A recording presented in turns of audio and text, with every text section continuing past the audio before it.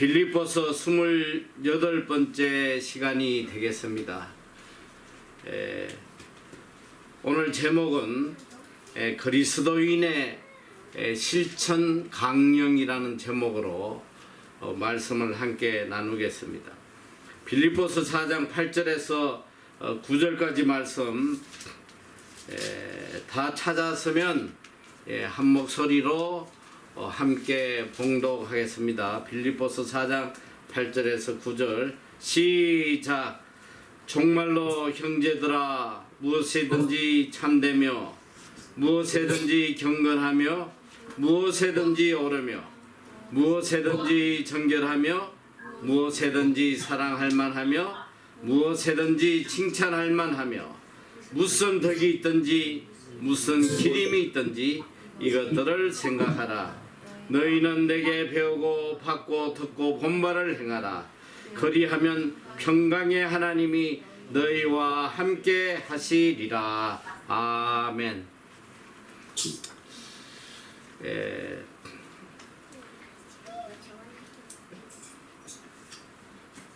행동하지 않는 양심은 죽은 양심이다.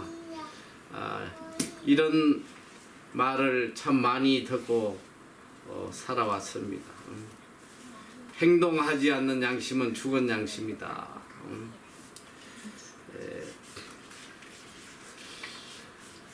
오늘 많은 사람들의 이 가장 문제가 뭐냐면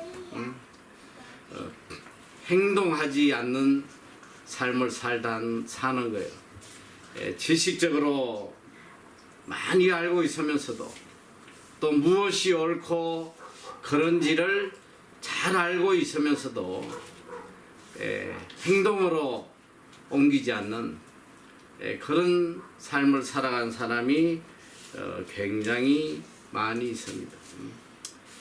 우리가 주일날 오전에 늘 공부하는 야고보의 주제도 바로 행함이 없는 믿음은 죽은 것이다. 이 참 깊이 생각해야 될 문제예요. 행함이 없는 믿음은 죽은 것이다.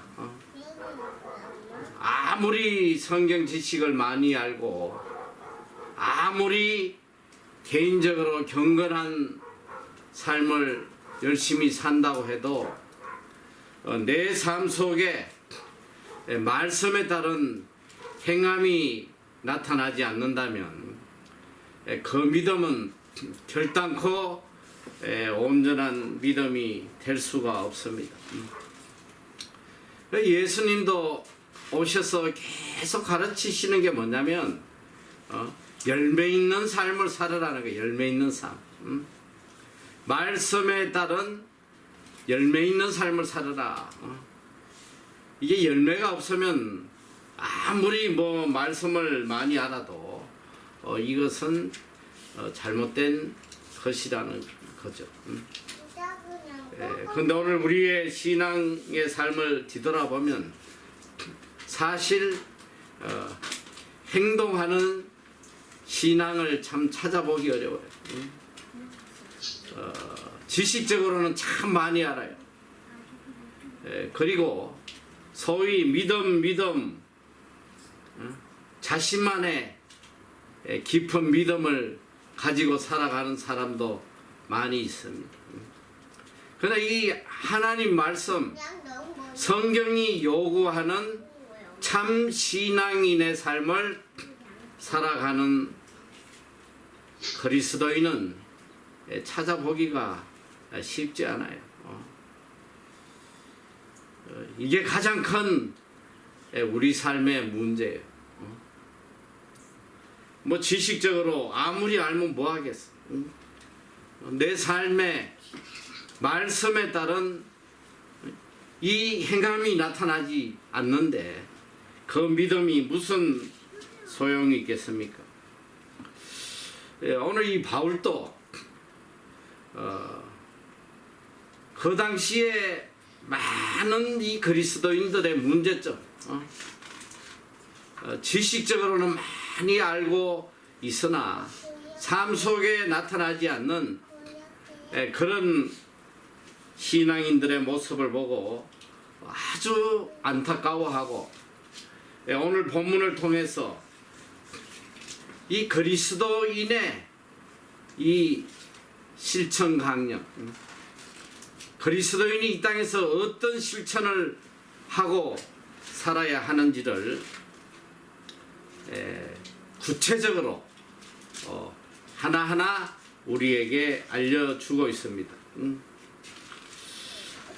오늘 이 본문에는 아주 특이한 단어가 6번이나 계속 반복이 되고 있습니다.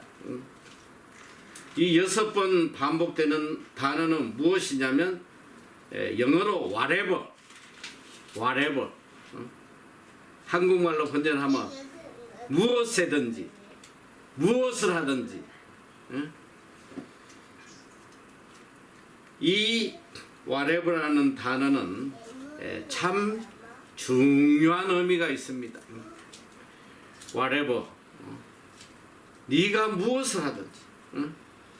이걸 이제 제가 다른 단어로 설명을 한다면 always, 가장 쉬운 단어는 always, 또 이제 다른 단어 under any circumstance, whatever, 무엇을 하든지. 이 말은 항상 어떤 환경 속에서도 변함없는 그것을 의미하는 것입니다. 오늘 이 단어가 무려 본문에 6번이 나오고 있습니다. 6가지의 실천 강령, 그리스도인이 반드시 지켜나가야 될 이 6가지 실천 강령에 있어서 항상 whatever, 이것이 포함되어 있어야 된다는 말이에요. 이 무엇이든지라는 헬라어는 이제 호사라는 단어인데, 이건 구체적으로 자 어떤 일을 만나든지 또 어떤 상황에 처하든지 어떻게 되든지 누구를 만나든지, 그러니까 어떤 현실에 처하든지 절대적으로 변함없는 삶, 이 절대적 그리스도인의 실천 강령을 이야기를 하고 있습니다. 세상이 아무리 바뀌고 환경이 아무리 요동을 친다고 해도 절대적으로 변화돼서는 안 될 그리스도인의 이 행동에 대해서 강조를 하고 있습니다. 그래서 이 기독교인의 윤리는 세상적 그런 윤리가 아니에요. 아주 고차원적인 윤리입니다. 이 세상의 윤리는 시대가 흐르면서 바뀌기도 하고 또 상대방에 따라서 바뀌기도 하고 늘 바뀌는 것이 이 세상 윤리지만, 이 성경이 말하는 그리스도인의 윤리라는 것은 시대를 초월하여 절대로 바뀌지 않는 절대적 윤리를 이야기하고 있습니다. 무엇이든지 어떤 사람이든지 어떤 사건이든지 어떤 시대이든지 어떤 이유든지 결단코 변치 않는 그리스도인의 이 행동 강령, 이 세상적인 이 윤리라는 것은 보니까 한 시대에는 아주 올바른 윤리가 시대가 지나가면서 그게 전혀 바르지 않는 잘못된 윤리로 바뀌는 그런 것들이 굉장히 많습니다. 그러니까 그 나라에 따라서 시대에 따라서 이 윤리라는 것이 계속 바뀌어 나가요. 그러나 오늘 이 기독교인에 있어서 신앙인의 윤리는 절대적 윤리입니다. 절대로 바뀌지 않는. 왜 그러냐? 이 기독교인의 신앙의 윤리라는 것은 바로 그 뿌리를 하나님에게 두고 있기 때문에 그래요. 하나님의 말씀의 뿌리를 두고 있기 때문에 어떤 상황에서도 이 윤리는 바뀌지 않습니다. 하나님으로부터 받은 그 큰 사랑의 뿌리를 두고 있기 때문에 누구에게나 동일하게 적용되는 그런 보편적 절대적 윤리가 바로 기독교의 윤리입니다. 그래서 로마서 12장 20절에 보면 원수가 줄이거든 먹이고 목마르거든 마시우라. 그러니까 원수를 그냥 내버려 두는 그런 차원이 아니고 원수에게도 동일하게 적용해야 할 그리스도인의 윤리가 있다는 거예요. 이게 참 놀라운 말씀이잖아요. 내가 사랑하는 사람에게, 내 가족에게, 내 아내에게, 내 남편에게 행하는 그런 윤리가 따로 있고 원수에게 대하는 윤리가 따로 있는 것이 아니라 이 그리스도인의 윤리라는 것은 환경과 사람과 시대를 초월해서 누구에게나 동일하게 적용되는 그런 절대 불변의 윤리라는 것입니다. 그래서 주님께서 이 제자들에게 이런 말씀을 하셨어요. 자, 너희는 양이다. 내가 너희를 보냄이 어린 양을 이리 가운데 보낸 것 같도다. 이 누가복음 10장 3절에 말씀을 하세요. 이 말씀은 뭐냐면 너희는 양이다. 근데 양인데 이리 가운데 보냄을 받는다. 이 말은 너희는 양이요 죽을 때까지 양이라는 거예요. 이리의 무리 속에 들어갔어도 양으로서 살다 죽어야 한다. 양으로 살다가 양으로 죽으라는 말씀이에요.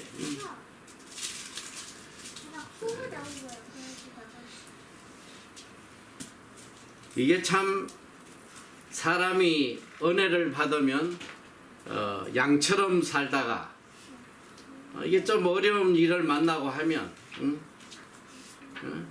이게 계속 포악해져서 나중에는 그냥 늑대가 돼버리더라. 양으로 일생을 끝까지 살아간다는 게 그게 참 쉽지 않은 일이에요. 이 결혼할 때 보면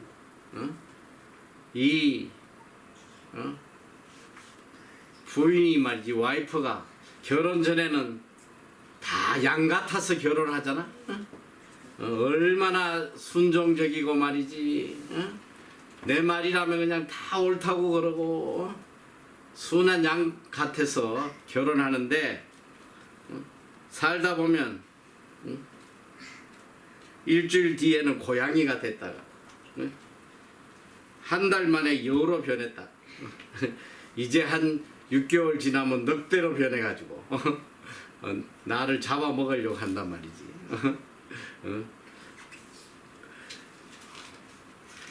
내가 참 이런 말하기가 조심스럽네. 요새 여성 상이시더라. 또 나를 누가 고발할지 모르겠어.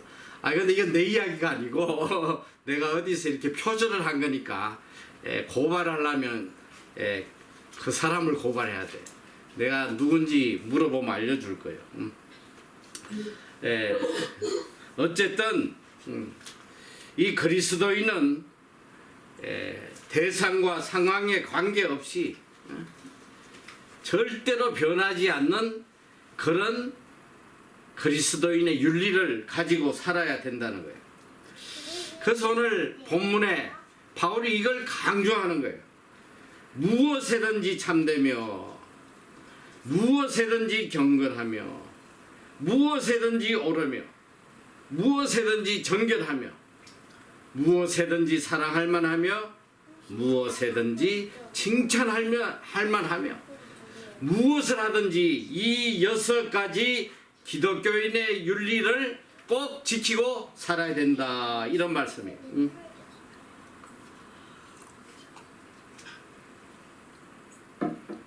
그리스도인이 지녀야 할 6가지의 절대적 윤리, 그 첫 번째가 바로 무엇에든지 참되며, 이 영어로 보면 whatever is true, 이 참되다는 것이 뭐냐면 바로 진실되다는 거예요. 영어로 true. 이 6가지 지금 신앙적 윤리를 이야기하고 있는데, 제가 볼 때 이 참된 것, 진실된 것, 이것이 모든 신앙 윤리의 가장 기초가 되는 거라고 생각이 들어요. 이 6가지 윤리의 가장 기초가 돼야 될 것이 이게 진실인데, 진실 위에 이 6가지 윤리가 사라져야지, 진실이 아닌데 그 어떤 윤리를 가져도 그것은 바른 윤리가 될 수가 없습니다. 이 참되다는 말은 어떤 경우에서든지 거짓이 있어서는 안 된다는 거예요. 항상 진실돼야 된다. 이 성경에도 보면 하나님께서 어떤 사람을 선택해서 사용하시냐면, 하나님이 가장 이 사람을 평가하시는 기준이 바로 진실인 것 같아요. 진실된 자를 들어서 사용하시는 거예요. 그래서 시편 31편 23절에도 보면 진실한 자를 하나님이 보호하신다고 그랬어요. 그리고 시편 51편 6절은 참 의미심장한 말인데, 주께서는 중심이 진실함을 원하신다. 하나님이 원하시는 사람이 누구냐면 그 중심이 진실한 사람이에요. 여러분이 정말 하나님에게 붙들려 서이고 싶으면 진실한 사람이 돼야 돼. 능력 있고 능력 없고 이거 별로 중요하지 않아요. 잘나고 못생기고 이거 별로 중요하지 않아. 충성되고 충성되지 못하고, 이 충성된다는 것은 자체가 이제 진실한 거기 때문에, 그게 아니고 열심히 하고 안 하고 뭐 그게 중요한 게 아니고, 하나님 앞에 가장 중요한 것은 진실한 거예요. whatever is true, 무엇에든지 진실한 것. 어떤 일을 해도 진실한 삶을 살아야 된다.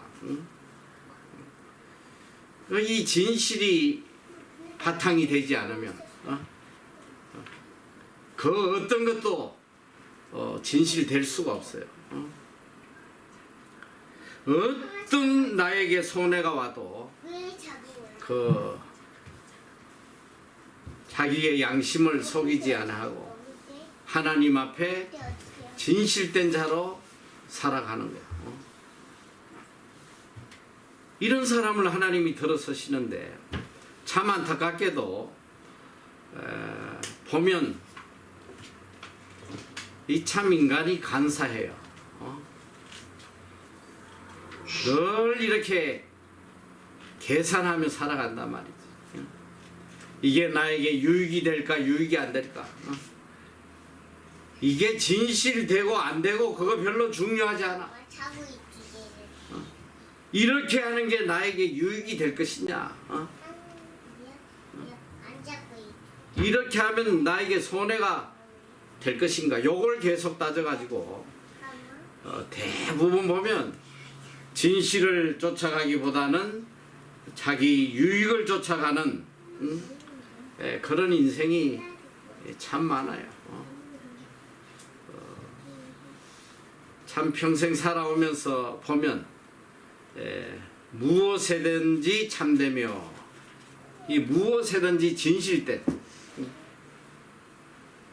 환경을 초월해서 나야. 끝까지 자고 싶어. 어떤 손해가 오더라도 진실되게 자신을 지키는 뭐 이런 사람을 찾아보기가 참 어려워요. 그런데 참 중요한 건 뭐냐? 이 진실이 승리한다는 거예요. 여러분이 사람 앞에든 하나님 앞에든 끝까지 이 진실을 지키면, 진실을 지키다 보면 꼭 망할 것 같아. 때로는 모든 걸 다 잃어버릴 것 같아. 그런데 중요한 건 뭐냐? 끝까지 진실을 지키면 이걸로 인해서 그의 인생이 완전히 새롭게 되는 거예요. 하나님은 이 진실된 자를 들어서 역사를 움직이는 거예요. 무엇이든지 참되며 어떤 상황이 오더라도 이 진실 하나만은 지키고 살아야 돼. 이게 참이라고 생각하면, 이게 진리라고 생각하면 목에 칼이 들어와도 그 길을 가야 돼. 이게 승리하는 길이요. 이게 내 인생을 복되게 하는 길이란 말이지. 그래서 이 영어 속담에 보면 영어를 배우면서 제일 먼저 배운 속담이 아닌가 생각이 드는데, honest is the best policy라는 게 있어. 정직이 최상의 정책이다. 서양 속담에 정직이 최상의 정책이다. 이 정직, honesty, 이게 뭐냐면 바로 진실이거든. 끝까지 진실을 지키는 게 최고의 방법이라는 거야. 어떤 경우에 있어서도 거짓되어서는 안 된다. 끝까지 진실을 지켜라. 바울이 이렇게 우리에게 가르치고 있습니다. 이게 기초가 돼야 돼. 제일 중요한 거예요. 둘째는 그리스도인은 무엇에든지 경건하며 무엇에든지 경건해야 된다. 이 경건하다는 것이 보니까 헬라어로는 이 셈나라는 단어인데, 이 영어에는 어떤 영어에는 이 NIV에는 보니까 noble로 되어 있어요. noble. whatever is noble. 그리고 또 어떤 영어 성경에는 honorable 이렇게 되어 있어요. 근데 이게 noble이나 honorable은 결국 이 경건이라는 건 뭐냐면, 이 사람의 눈으로 볼 때도 존경받을 만한 그런 모습이에요. 우리가 존경하는 분들에게 honor한다고 그래. I honor you. 내가 당신을 존경합니다. 이 honorable, noble, 아주 고귀한, 흠잡을 것이 없는 그런 삶을 바로 경건이라고 해야 돼. 특별히 이 성경적 경건이라는 것은 우리가 하나님 앞에 보여지는 모습이 홀리한 모습이에요. 거룩한 모습이고, 세상에 물들지 않은 그런 모습을 경건한 모습이라고 이야기합니다. 우리가 무슨 말을 하든지 무슨 생각을 하든지 항상 하나님이 나를 감찰하고 계시다는 그런 마음을 가지고 행동하는 것, 이게 경건한 삶이에요. 우리가 사람 앞에서는 얼마든지 거짓된 경건의 모습을 보여줄 수 있단 말이에요. 오늘 성경이 말씀하시는 이 경건이라는 것은 바로 하나님 앞에서의 우리의 모습, 코람되어 하나님 앞에서 항상 경건한 삶을 살아야 된다. 참 이건 다른 말로 하면 두 가지의 모습을 가지고 살지 말라는 말씀이에요. 우리가 사람들 앞에 보여지는 모습과 하나님 앞에 보여지는 모습에 이 괴리가 너무 크잖아요. 사람들 앞에서는 아주 경건한 모습으로 살아갈지 몰라도 하나님 앞에 내 모습은 참으로 더럽고 추하고 악한 그런 모습일 때가 너무나도 많다는 거지. 오늘 바울은 그런 우리 인간의 이중적인 모습을 너무나도 잘 알기 때문에 whatever is noble, 항상 무엇이든지 하나님 앞에서든지 인간 앞에서든지 너의 삶이 경건한 삶이 되어야 된다. 이걸 가르치고 있습니다. 세 번째는 그리스도인은 무엇이든지 항상 옳아야 한다. Whatever is right. 이 righteousness, 어떤 상황에서도 어려운 길로 가야 된다는, 어려운 거. 어떤 성의 just, 정의로운 길. 이게 삐뚤어지지 않은 그런 어려운 길로 가야 된다. 이게 영어가 right라는 거는 쉽게 이야기하면 이 똑바르다는 게 똑바로, 똑바르다. 여러분 이 나무들이 보면 다 이렇게 이렇게 꾸불꾸불하기도 하고 또 한쪽으로 기울기도 하고 한데, 여러분도 지난번에 아마 로토루아 가서 봤겠지만은 로토루아에 그 레드우드라는 숲이 있어요. 거기 갈 때마다 늘 감탄을 받아.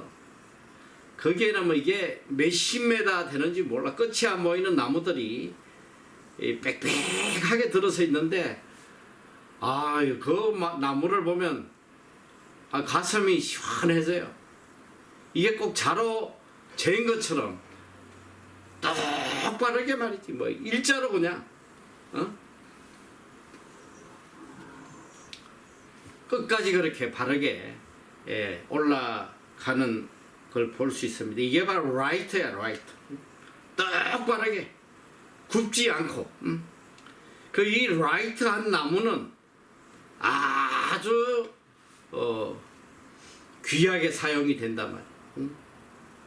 그런 나무들은 그냥 가공하기도 쉽고 사용하기가 좋아요. 이게 삐뚤삐뚤한 나무는 그냥 땔감으로 쓰던가 해야지 그 제대로 사용할 수가 없단 말이에요. 오늘 우리의 삶도 하나님 앞에서 이 right, 의로워야 돼. 고다야 돼. 이 의롭다는 건 뭐냐? 이 타협하지 않는 삶을 이야기하거든. 목에 칼이 들어와도 절대로 타협하지 않는. 옳은 길이라면, 의로운 길이라면, 하나님의 뜻이라면 어떤 상황에서도 타협하지 않고 걸어가는 이것이 의로운 길이에요. 응?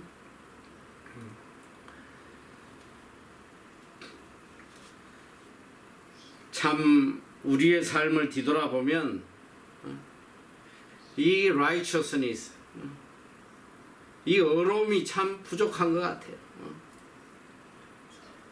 구약 시대에도 보면 하나님께서 계속적으로 선지자들을 보내서 이스라엘 민족을 책망한 것이 뭐냐면 너희들 삶에 정의와 공의가 없다. Justice and righteousness. 정의로움과 공의가 없다. 이것 때문에 하나님께서 이스라엘을 심판하시거든. 오늘 우리 삶에 이 의로움이 사라지면 아무짝에도 쓸모가 없습니다. 이 의로움의 반대는 바로 불의예요. 불의. 의롭지 않은 길. 이 불의는 바로 죄악과 타협하는 이것을 불의라고 그래요. 우리가 이 세상을 살아가다 보면 참 이 righteous, 이 의로움을 지킨다는 것이 참 어려울 때가 참 많이 있습니다. 타협하지 않으면 살아갈 수 없는 그런 순간들이 얼마나 많이 오는지 몰라요.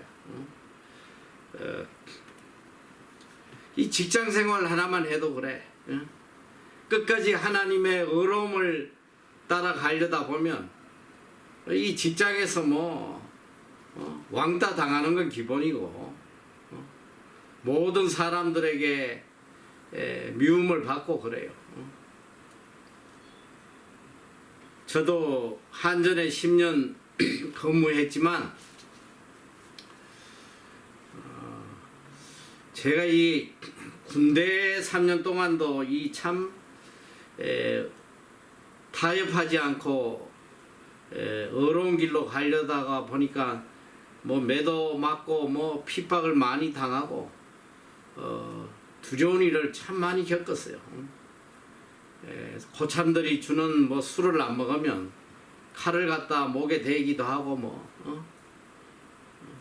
또 주일날 교회에 간다고 불러다가 매일 두드려 패고 어쨌든 이게 의로운 길, 하나님 주신 의로운 길을 쫓아간다는 것이 어떤 데는 참 이 죽음만큼 큰 두려움이 찾아오고 하더라고요.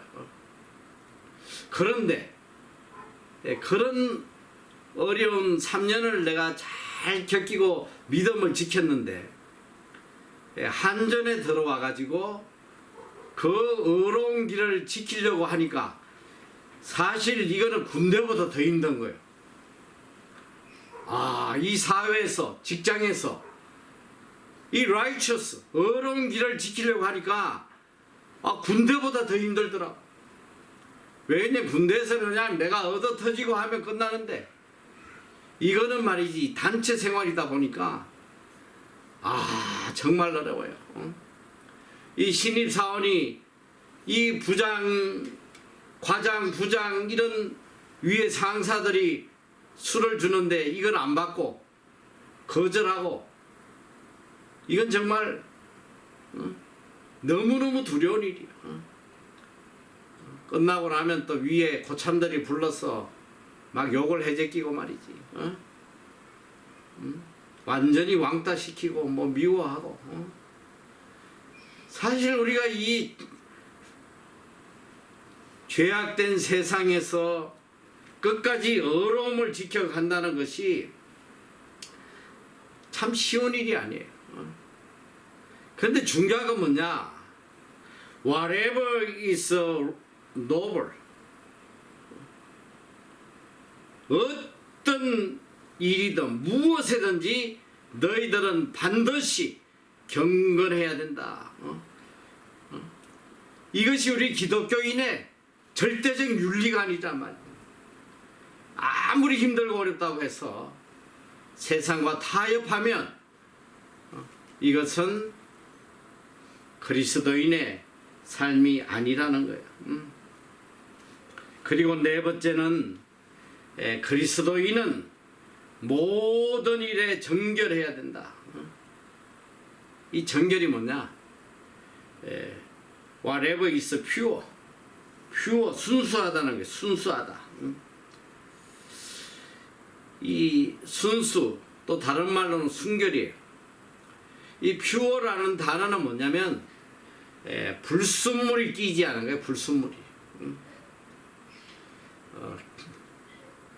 이 우리가 요새 뭐 이렇게 생수 사 먹으면 병에 보면 100% pure 뭐 이렇게 적혀 있잖아.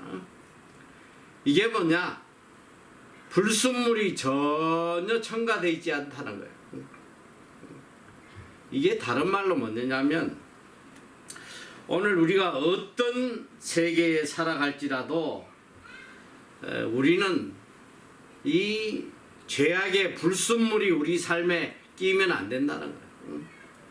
세상의 것들이 우리 삶을 지배하면 안 된다는 말씀이거든. 이게 얼마나 힘들고 어려운 말씀이에요. 끝까지 섞이지 마라. 섞이지 말고 하나님의 자녀답게 퓨어 이 순수함을 유지하고 살아라. 우리의 마음도 세상의 탐욕으로 이렇게 믹스되면 안 된단 말이야. 생각도 행동도 그 어떤 것도 죄악의 것들 세상의 것들과 이렇게 혼합된 삶을 살면 안 된다는 거예요.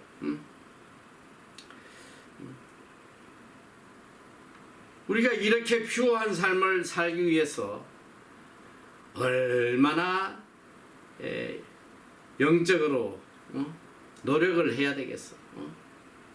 뭐 잠시만 방심하면 이게 믹스돼 버리잖아. 믹스.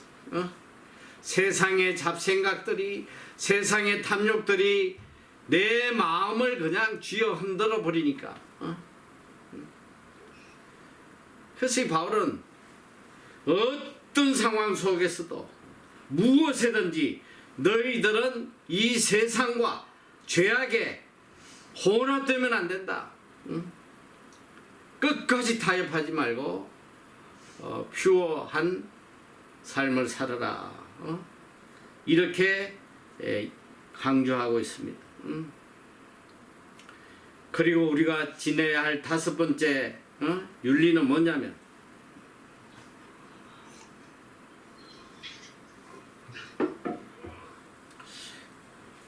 Whatever is lovely 무엇이든지 사랑할 만하며 자, 이 무엇이든지 사랑할 만하며 이 사랑할 만하며라는 단어가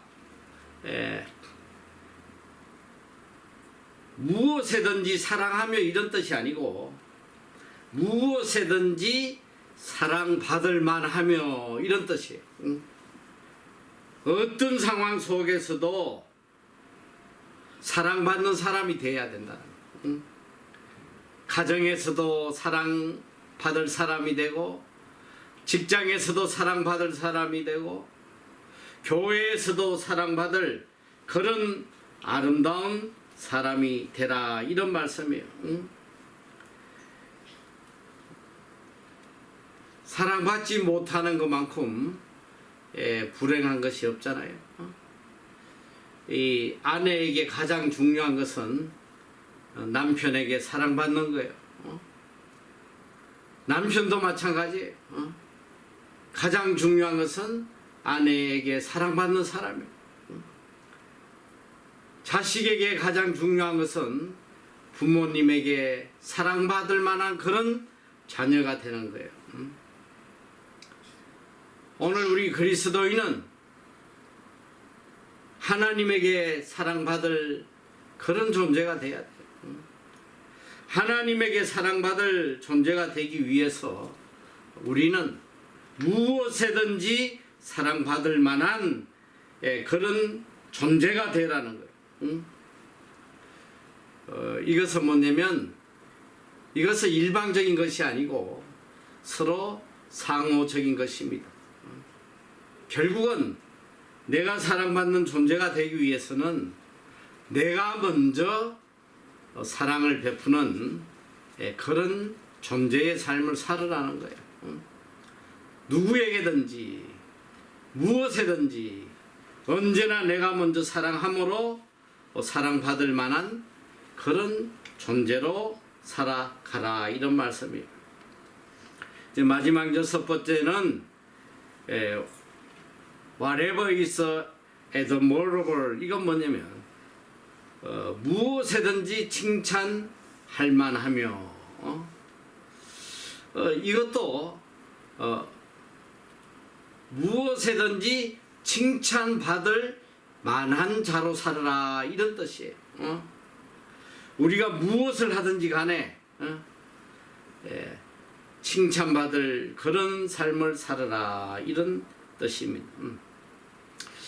지금까지 6가지 이 그리스도인의 절대불변의 윤리관을 우리에게 들려주고 계신데, 첫째는 참되고, 다음은 어렵고 경건하고 정결하고 사랑받을 만하고 칭찬받을 만하게 무엇에든지 어디에서든지 어떤 상황 속에서든지 이런 자로 살아가는 것이 참 그리스도인의 삶이다, 이렇게 가르치고 있습니다. 이 말씀을 이렇게 묵상을 하다 보니까 어떤 인간이 감히 이렇게 살아갈 수 있겠나. 사실 우리 인간의 힘으로 이건 불가능한 거예요. 그러나 우리가 주님 안에서 최선을 다할 때에 주님의 능력으로 우리가 매일매일 조금씩 변화되어 가는 거예요. 천국 가는 그날까지 이런 그리스도인의 모습으로 매일매일 조금씩 변화되어 간다는 거예요. 중요한 건 뭐냐?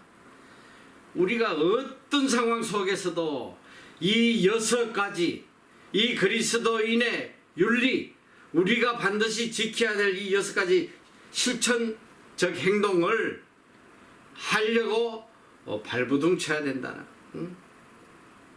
이럴 때에 우리가 주님의 능력으로 조금씩 변해갑니다. 자, 그리고 이 본문 8절에 보면 이어서 하는 말씀이 이 말씀이에요. 무슨 덕이 있든지 무슨 기림이 있든지 이것들을 생각해라. 이 6가지를 생각하라는 거예요. 자, 무슨 덕이 있든지 또 무슨 기림이 있든지, 이게 한국말로는 참 뜻을 조금 이해하기가 어려운데, 원래 이 덕이라는 것은 영어로 virtue, 또 이 기림이라는 것은 프레이저, 이 높여주는 걸 이야기해요. 그런데 이 NIV 영어 성경에 보면 좀 더 우리가 이 말씀을 이해하기 쉽게 풀어놔서 이렇게 돼 있어. If anything is excellent or praiseworthy. 자, 만약에 어떤 것이 아주 뛰어나거든, 훌륭하게 되었거든, 혹은 아주 칭송받을 만한 그런 일이 되었거든. 그러니까 우리 삶 속에 우리가 살아가면서 이런 업적이, 우리가 행한 일들 중에 정말 자랑할 만한 엑셀런트한 일이 생긴다든지, 아니면 모든 사람들에게 칭송받을 만한 그런 일이 있을 때에 무엇을 해야 되느냐? 바로 이 하나의 기준, 이것들을 생각하라. 정말 내가 이루는 이 모든 업적들 속에 과연 이 6가지 이 그리스도인의 모든 윤리가 이 속에 들어가 있는지, 이 6가지를 지키면서 내가 이렇게 훌륭한 업적을 이루었는지 이걸 뒤돌아보라는 거예요. 이게 굉장히 중요한 말씀이잖아. 내가 모든 세상 사람들이 볼 때 정말 훌륭한 업적을 이루고 높은 자리에 올라가고 모든 사람들이 이 칭송할 만한 그런 업적을 이루었더라도 내가 과연 이 기독교인의 윤리, 이 6가지 하나님 앞에 이 중요한 윤리를 지키면서 이런 업적을 이루었는지 이걸 뒤돌아보라는 거예요. 그런데 우리가 무엇을 이루었을 때 뒤돌아보면 사기치고 이룬 게 얼마나 많은지 몰라. 남을 짓밟고 또 남을 속이고 내 양심을 팔아가면서 이런 업적을 이루는 때가 얼마나 많은지 몰라요.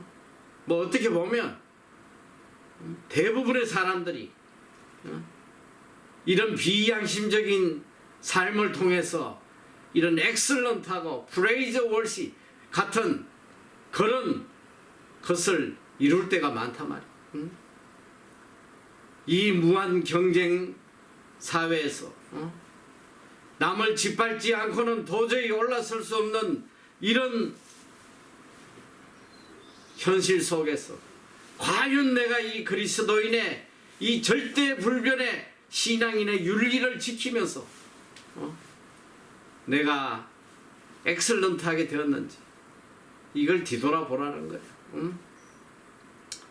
이걸 다른 말로 하면 이 6가지의 이 아름다운 덕이 아닌 거짓과 속임수로 내 인생에 무엇을 이루었다면 이것은 나를 파괴하는 그런 거짓된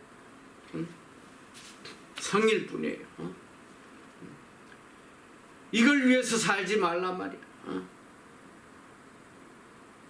철저하게 내가 비록 엑셀런트하게 되지는 못할지라도 철저하게 이 6가지 우리가 지켜야 될 이 윤리를 끝까지 지키며 살아가는 사람이 되라. 그리고 이 바울은 너무나 중요한 말씀을 해요. 자, 니네 이 6가지 윤리를 지키고 살기가 어렵냐? 나를 봐라. 너희는 내게 배우고 받고 듣고 본바를 행하라. 이 참 엄청난 말씀 아니에요? 이 6가지 복잡하게 생각할 필요 없어. 지금 내가 너희에게 가르치는 거 이거 잘 배우고 내가 가르치는 이 말씀을 온 마음으로 잘 받고 잘 듣고 또 너희가 눈으로 본 바를 그대로 행하라는 거예요. 참 이 말씀을 보면 바울이 정말 얼마나 위대한 사도인지 참 가슴이 뭉클한 그런 말씀이에요. 어떻게 이런 말을 감히 할 수 있겠나? 누가 감히 교인들을 향하여 이런 말을 할 수 있겠나? 참 위대한 바울의 삶에 내게 배우고 받고 듣고 본말을 행해라. 이건 다른 말로 이야기하면 아무리 너희가 많이 배우고 많이 듣고 많이 받아들이고 이거 없으면 다 헛수고다. 그게 뭐냐? 행함이에요. 너희가 아무리 많이 배우고 받고 듣고 보았더라도 행하지 않으면 그거 다 헛수고한 것이다. 헛수고. 이 결국은 언행일치를 이야기하는 거예요. 성경은 계속 우리에게 이걸 가르쳐 주시는 거야. 아무리 너희가 진리의 말씀을 많이 배우고 듣고 받아들이고 해도 너희 삶 속에 이 진리에 따른 행함이 이루어지지 않으면 이거 다 거짓된 것이다.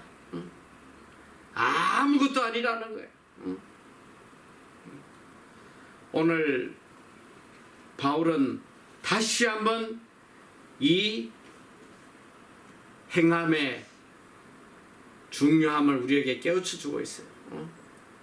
너희들이 진리의 말씀을 듣고 배웠으면 반드시 듣고 본 바를 행해라.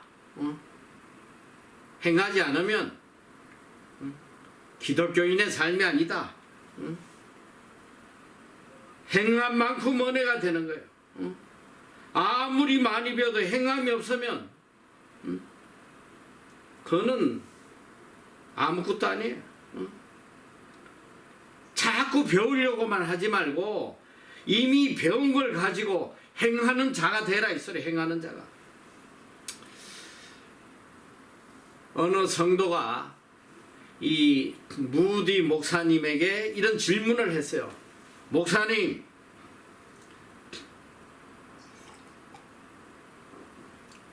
성경을 읽다가 잘 깨달아지지 않고 자꾸 의심이 생기면 어떻게 해야 합니까? 이 보통 목사님이라면 아유 기도하세요. 더 열심히 기도하세요. 이럴 텐데 이 무디 목사님은 이렇게 이야기했대요. 그래요. 당장 뛰쳐나가서 전도하세요. 지나가는 손수레라도 밀어주고 무슨 일이든지 봉사하고 전도하세요. 그리고 돌아와서 성경을 읽으면 잘 깨달아질 것입니다. 아무리 배워도 행하지 않으면 깨달아지지 않는단 말이지. 행동하지 않는 신앙, 이거는 아무 능력이 없어요. 내가 지난주에 우리 MEC 전체 카톡방에 그 미국에 어느 여자 늙은 글로리아 킴인가 하는 할머니 노숙자 사역하는 영상을 보내드렸어요.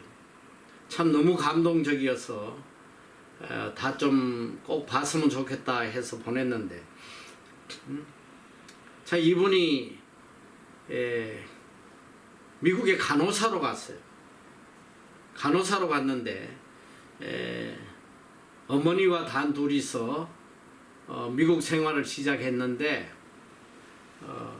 이분이 평생 노숙자를 돌보는 삶을 내가 하도 궁금해서 그 영상이 17년 전에 거라고 그래서 이분이 지금도 살아 계시나 사역하나 했더니 아직 살아서 사역하고 있다고 그래요. 참 귀한.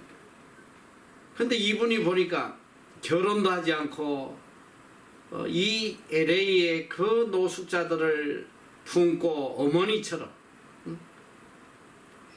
새벽에 나가서 그 자고 있는 한 명 한 명을 깨워서 그 따뜻한 수업을 타서 먹이고. 근데 보니까 이분이 이렇게 훌륭한 사역을 하게 된 동기가 뭐냐면 바로 그 어머니예요. 이 어머니가 이제 90이 넘어서 돌아가셨는데 이분이 돌아가시는 그날까지 노숙자를 섬겼어요. 이분이 그러니까 돌아가시는 게 길거리에서 돌아가셨는데 노숙자를 섬기다가 돌아가셨어요. 그러면서 이 딸에게 이 귀한 이 삶으로 행동으로 보여준 거예요. 오늘 바울이 듣고 본 말을 행하라 보지 않았다면, 그 어머니의 그 아름다운 행함을 보지 않았더라면 어쩌면 이 딸도 그렇게까지는 안 되었을지 모르겠어. 그러면서 이 어머니가 죽음의 순간까지도 그들을 섬기는 거 보고 이분도 어머니 뒤를 따라서 평생 지금 이 노숙자들을 섬기고 있는데, 그 영상을 보다 보면 중간에 아주 감동적인 그 고백이 나와요. 이렇게 이 일을 하는데 이렇게 얼마나 힘드냐고 이렇게 물어볼 때에 이분이 그래요. 내 평생에 이런 기쁨을 체험한 적이 없다는, 얼마나 기쁜지. 이들을 섬기는 거, 이거는 이 세상에서 느껴볼 수 없는 기쁨이다. 이거는 체험해보지 않으면 느낄 수 없는 그런 기쁨이다. 내가 이 기쁨 때문에 내가 살아간다. 오늘 여기 마지막 말씀이 참 감동적이에요. 너희는 내게 배우고 받고 듣고 본 바를 행하라. 그리하면 평강의 하나님이 너희와 함께 하시리라. 듣고 본 바를 행하면 내 삶에 어떤 역사가 나오느냐? 평강의 하나님이, 여기에 놀라운 말씀이 있잖아. 그냥 하나님이 너희와 함께 하시리라 그런 말씀이 아니고 구체적으로 이야기를 하고 있단 말이지. 평강의 하나님이 너희와 함께 하시리라. 이렇게 하면 내 마음속에 하나님의 평강이 차고 넘친다는 거예요. 이대로 행하면 세상이 줄 수 없는 평강이 차고 넘친다. 바울은 이걸 체험했던 사람이에요. 그리고 이렇게 살아가는 사람이에요. 그렇기 때문에 이 빌립보 교인들을 향해서 강하게 이야기하고 있습니다. 너희들 이 말씀에 따라 행동해라. 그리하면 하나님이 주시는 평강이, 또 평강의 하나님이 너희 삶에 세상이 줄 수 없는 평강으로 차고 넘치게 할 것이다. 행동하지 않는 믿음, 이거는 신령한 은혜와 기쁨을 체험할 수 없는 거예요. 행동하는 이 신앙만이 하늘에서 내려주는 신령한 은혜와 기쁨을 누릴 수 있단 말이지. 이 기쁨을 누리지 못한다면 내가 아직도 행동하지 못하고 있다는 걸 깨닫고 회개해야 됩니다. 행동하는 만큼 평강을 누리는 거예요. 행동하는 만큼 내가 평강을 누린단 말이지. 많이 안다고 해서 이 하나님의 평강을 누릴 수 있는 게 아니에요. 많이 듣는다고 해서 누리는 것도 아니란 말이에요. 본 바를 행해라. 이 말씀대로 행할 때에 비로소 이 평강을 누리게 된단 말이죠. 예수님도 동일한 말씀을 하세요. 마태복음 11장 28절 29절에 보면 수고하고 짐진 자들아 다 내게로 오라. 내가 너희를 쉬게 하리라. 나의 멍에를 메고 내게 배우라. 그러면 너희 마음이 쉼을 얻으리니. 자, 주님께로 나오면 쉼을 얻을 것이다. 세상이 줄 수 없는 쉼을 얻을 것이다. 그런데 이 쉼을 얻는 전제 조건이 뭐냐? 나의 멍에를 매라는 거예요. 나의 멍에를. 실천하라는 거예요. 행동하라는 거예요. 행동할 때에, 행동하고 따라올 때에, 그때 너희가 이 쉼을 얻을 것이다는 말씀입니다. 오늘 우리는 배우기만 하지 행동하지 않습니다. 그래서 이 평강의 능력을 체험하지 못하고 살아요.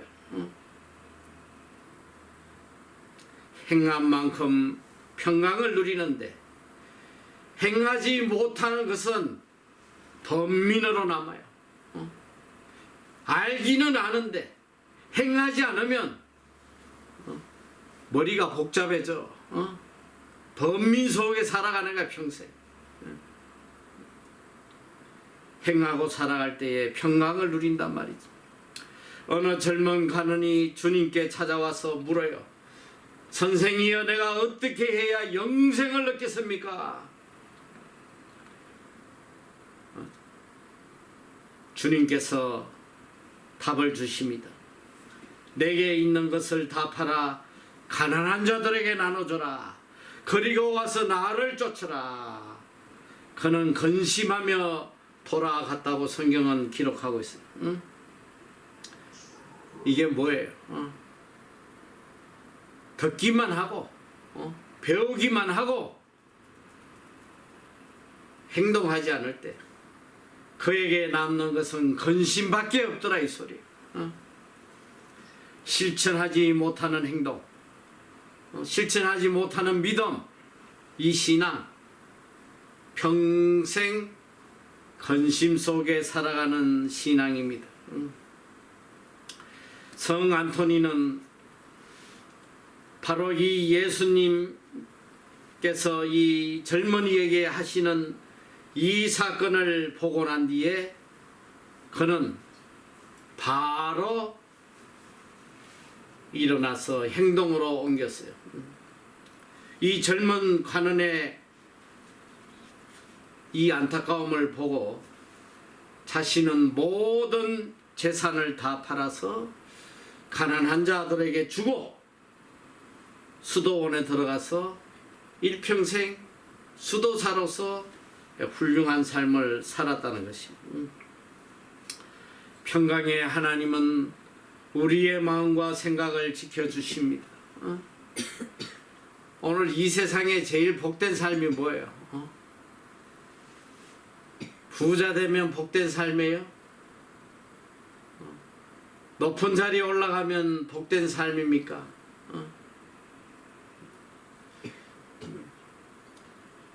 요 최근에 보니까 한국에서 아주 단시간에 이 바이오주, 이 제약회사 뭐 이런 걸 설립해 가지고 10대 재벌 안에 들어간 분이 있더라고. 이분이 지금 뭐 엄청 떠는 분이에요. 어마어마하게 뭐 큰 재벌이 되고, 요번에도 보니까 한국에 뭐 코로나 이 치료제를 제일 먼저 개발하고 뭐 어쨌든 이미 어마어마한 자산을 가진 사람인데, 이분 인터뷰하는 걸 좀 들어봤더니 자기는 하루에 2시간 이상 자질 못한대. 이게 전 세계에 흩어져 있는 이 브랜치 지점들하고 매일 이 화상 회의를 하는데 이게 시차가 다르니까 한밤에 일어나서 또 전화해야 돼, 화상 회의 해야 되고 자기는 지금 2시간 이상 잠을 잘 수가 없다고. 한순간도 이 마음에 평안을 누리지 못한다.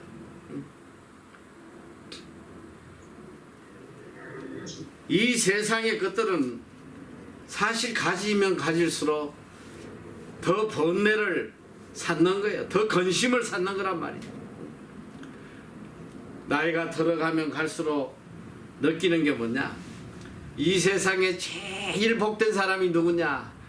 마음에 평안이 넘치는 사람. 이거보다 더 복된 사람이 없어. 마음에 평강이 넘치는 사람.